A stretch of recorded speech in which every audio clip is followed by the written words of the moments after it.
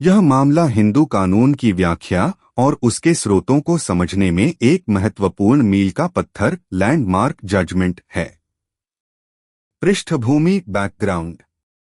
भारत में हिंदू कानून की उत्पत्ति शास्त्रों, स्मृतियों, आचार व्यवहार और न्यायिक निर्णयों से हुई है। परंतु समस्या यह थी कि अलग अलग ग्रंथ और परंपराएं कई बार आपस में टकराती थीं। इस केस में मुख्य प्रश्न यह था कि हिंदू विधि की व्याख्या करते समय क्या केवल शास्त्रों और धार्मिक ग्रंथों पर निर्भर रहना चाहिए या फिर न्यायालय को प्रथाओं और आधुनिक जरूरतों को भी ध्यान में रखना चाहिए। तथ्य फैक्ट्स ऑफ द केस। विवाद संपत्ति प्रॉपर्टी से जुड़ा था।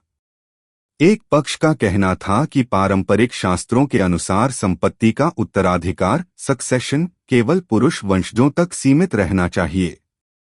दूसरा पक्ष यह तर्क दे रहा था कि हिंदू कानून स्थिर रिजिड नहीं है, बल्कि समाज की बदलती परिस्थितियों और प्रथाओं के अनुसार उसकी व्याख्या होनी चाहिए। मुख्य प्रश्न इश्यूज। 1.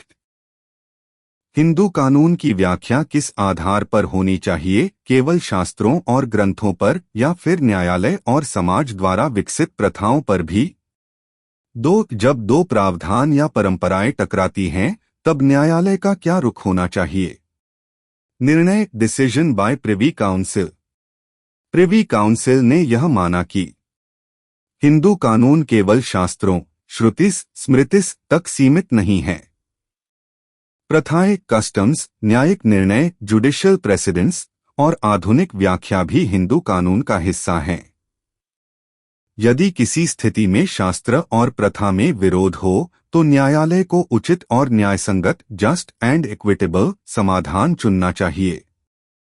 हिंदू कानून को लिविंग लॉ जीवंत कानून माना गया, यानी यह समाज की बदलती जरूरतों और परिस्थितियों के अनुसार विकसित होता रहेगा। महत्व सिग्निफिकेंस।